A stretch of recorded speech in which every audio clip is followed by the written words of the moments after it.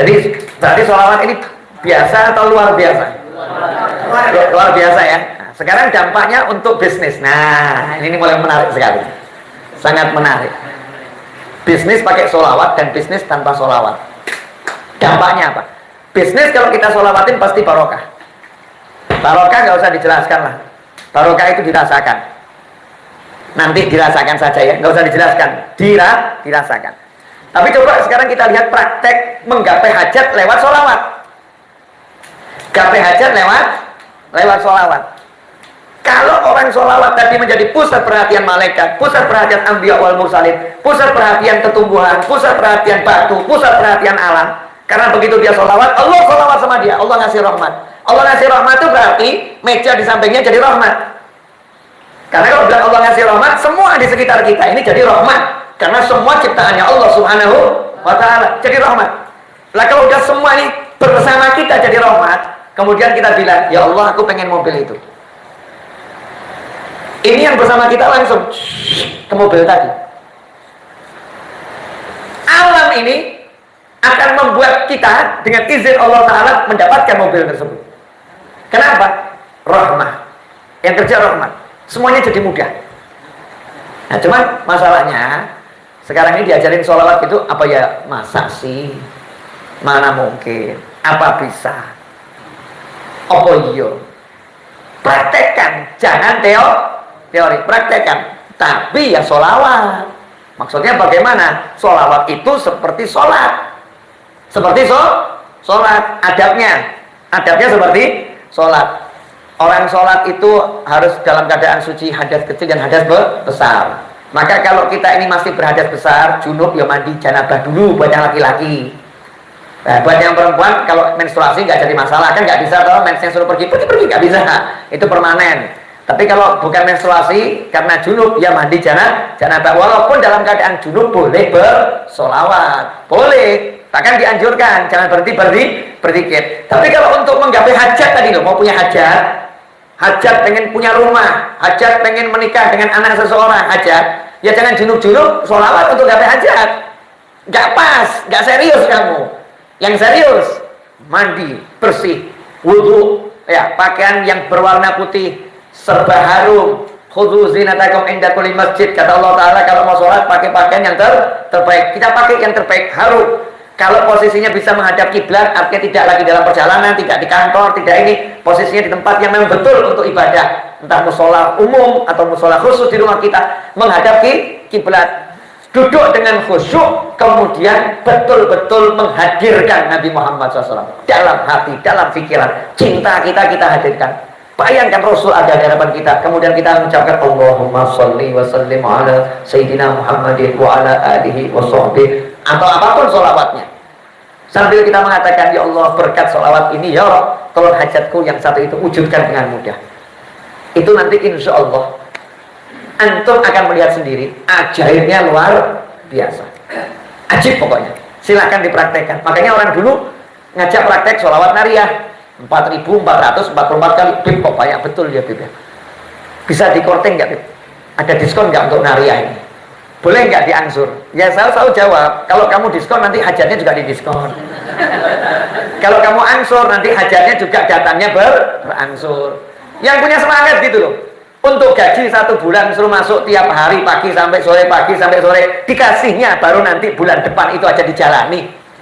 Ini bukan disuruh dari pagi sampai sore, duduk baca 4.444 kali. Kalau kamu udah terbiasa cepet itu akan cepat, sebentar, tapi hajatmu akan tercapai dengan karunia Allah Subhanahu wa Ta'ala. Ada yang nanya lagi, Beb, lah caranya nanti gimana? Waduh, perlu dipahami. Yang mau ngasih saya atau Allah? Allah. Kamu bisa tahu caranya Allah ngasih? Gak bisa. Allah udah bilang, wa yarzuqhu min haitsu la yahtasib. Siapa takwa sama Allah, yaj'al lahu makhraja. Aku beri dia solusi. Wa yarzuqhu, dan aku akan beri dia rezeki min haitsu la yahtasib.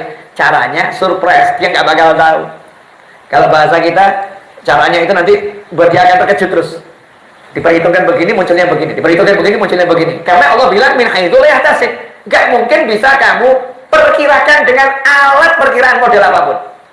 Kamu punya servernya Google untuk memastikan rezekimu dari Allah Ta'ala, nggak mungkin bisa. Karena Allah udah bilang, wa yarzuqhu min haitsu la yahtasib. Surprise. Jadi cukup kamu imani, kamu praktekkan dan hidup dengan keyakinan seperti itu, jalani dengan nyaman. Nanti keajaiban akan bleng, bleng, bleng. Ini yang ngomong bukan orang ahli teori, saya praktek. Ya, dan saya nggak perlu sampaikan hasil-hasil yang saya dapatkan dengan praktek. Ya salah satunya kan hasilnya antum semua mau duduk dengerin saya. Ya, betul kan? Mau duduk dengerin saya. Berapa banyak orang-orang yang pinter, yang sekolah gelarnya tinggi-tinggi seperti yang ada di hadapan saya. Beb Ali dulu? Hah? S1. Apa gelarnya? SE. Mas Iza? S2 tuh, maksudnya S2. Ya, S3 juga kan punya istri tuh. S3 kan S3 ya. Ini di depan saya nih. Saya lulusan SMA. Saya lulusan SMA, nggak pernah kuliah. Nggak pernah kuliah.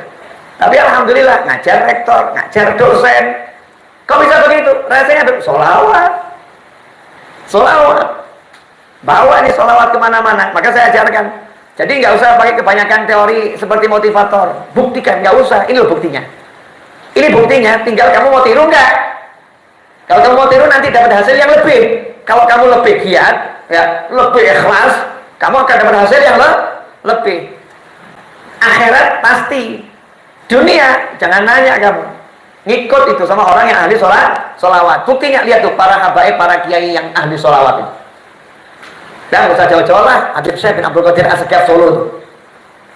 Nah coba lihat itu rumahnya seperti apa. Urusan duit ya, bagaimana?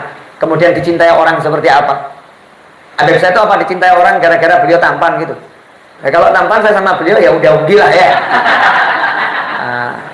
Ya boleh ditaruh berjejer gitu Beb ya, berjejer nanti suruh ada penalis kira-kira iya gimana gitu, adu tampan kita berani, tapi kalau adu sholawat saya mundur saya.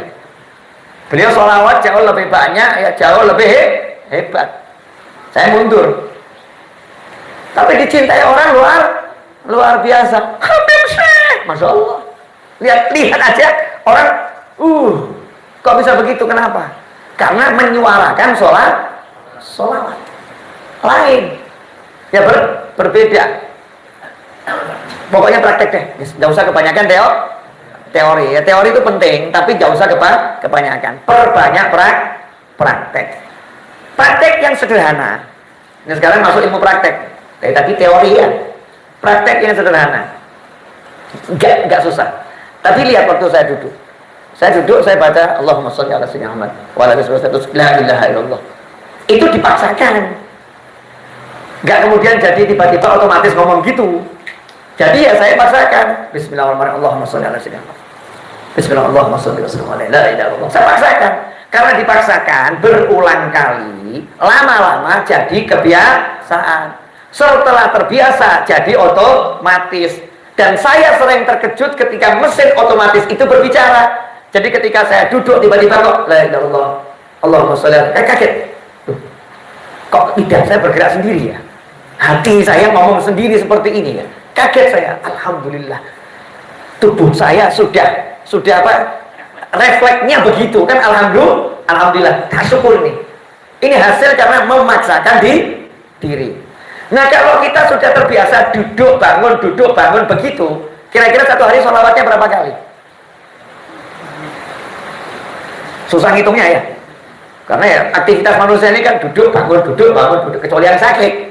Yang sehat kan begitu, jalan duduk berdiri kan begitu. Kemudian yang simpel sederhana lagi, kalau kita pagi hari dan sore hari, perintah dari Nabi Muhammad SAW, bersolawatlah kepadaku di pagi hari 10 kali, di sore hari 10 kali.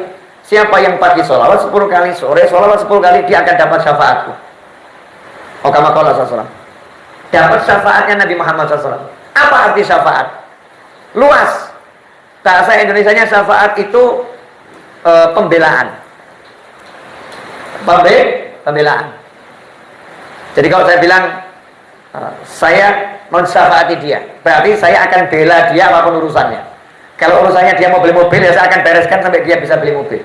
Kalau urusannya dia mau kasih proposal ke satu bos, saya akan antarkan sampai cair proposalnya. Itu namanya saya bela dia.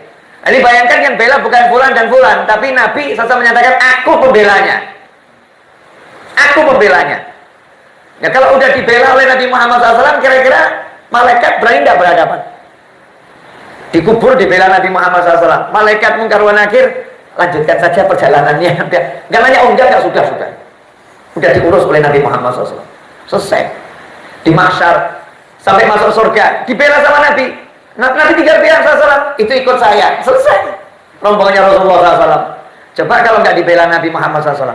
Kamu masuk bandara, kalau nggak ada yang bela, ya antrinya panjang.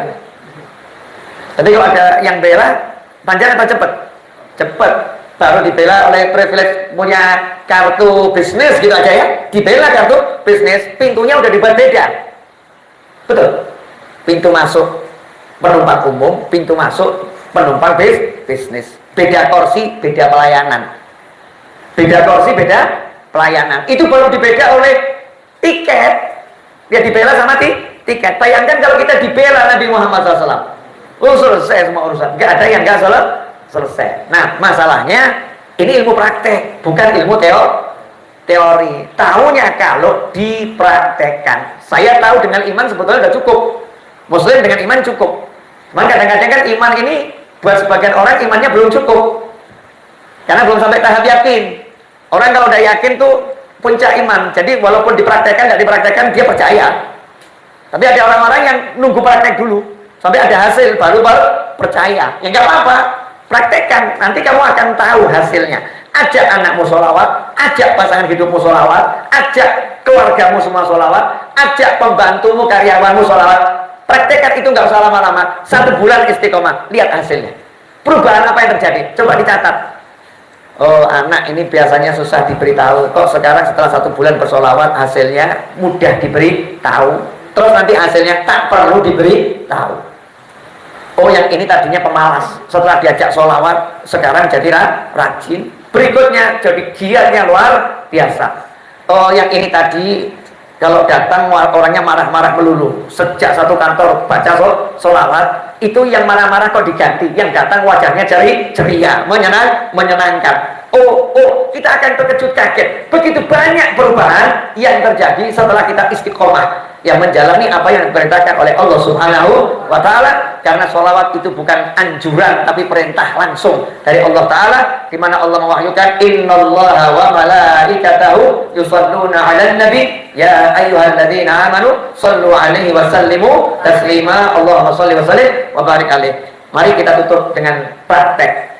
Kita sama-sama bersolawat. Mas Seto, dicek berapa menit? Ya, 1 jam 6 menit. Yakin? Hah? Ini betul 1 jam? Ibu-ibu, itu hoax atau asli? Saya nggak terasa ngomong 1 jam. Saya baru berasa ngomong 5 menit. Tapi jangan dilanjut. Udah kenyataannya kan 1 jam. Kenyataannya udah 1 jam. Kita ikuti kenyataan saja, jangan apa yang saya rasa urusan aku dan dia. Ini prakteknya udah 1 jam lewat, ya udah cukup ya. Kita sekarang praktek sholawat 10 kali. Yang simple, bisa dibaca siapapun dan kapanpun ya. Yang menstruasi baca nggak apa-apa. Tadi saya bilang kalau punya hajat, ya yang serius gitu loh. Jangan sambil sholawat, tapi tekun betul-betul memang untuk sholawat ini untuk hajat saya. Beda dengan yang kita sambil nyetir, beda ya. Sambil di kantor, beda. Yang ini khusus. Memang ada yang khusus. Nah, kita baca sholawat sallallahu ala Muhammad sallallahu alaihi wasallam sebanyak 10 kali. Praktek. Nah, sama punya hajat apa di hati, nanti lihat hasilnya. Ini modalnya sedikit, cuma 10, mintanya besar kan ya. Modalnya sedikit 10 kali, tapi mintanya besar. Saya mau minta apa enaknya ya? Yang murah-murah saja deh. Minta mobil deh. Entah dapatnya tahun berapa, kan minta dulu yang penting. Kan boleh kalau minta sama Allah Ta'ala mobil? Boleh nggak? Kan boleh, saya nggak minta sama kalian. Memintanya sama Allah Subhanahu wa Ta'ala. Allah bilang, ud'uni astajib lakum. Minta sama aku beri. Orang mau minta kan suruh sholawat dulu. Ya udah, saya mau minta mobil, sekarang sholawat dulu. Itu permintaan kecil. Permintaan besar apa? Minta bisa melihat Nabi Muhammad SAW. Ya, minta bisa bertemu Nabi Muhammad SAW. minta diampuni dosa-dosanya oleh Allah Subhanahu wa taala, minta ditutup aib-aib kita, minta diterima amal soleh kita, semua yang akhirat tadi, dan minta sehat lahiriah maupun batiniah. Yang kecil minta mobil, yang gede-gede tadi itu yang sifatnya ukhrawi, dan yang dunianya sehat wal afiat. Permintaan terbesar manusia untuk urusan dunia itu sehat wal afiat, yang mahal, yang orang suka lupa itu. Semoga kabul semuanya, amin. Mari bersama-sama. Sallallahu ala Muhammad, sallallahu alaihi wasallam, sallallahu ala Muhammad, sallallahu alaihi wasallam, sallallahu ala Muhammad, sallallahu alaihi wasallam, sallallahu ala Muhammad, sallallahu alaihi wasallam, sallallahu ala Muhammad, sallallahu alaihi wasallam, sallallahu ala Muhammad, sallallahu alaihi wasallam, sallallahu ala Muhammad, sallallahu alaihi wasallam, sallallahu ala Muhammad, sallallahu alaihi wasallam, sallallahu ala Muhammad, sallallahu alaihi wasallam, sallallahu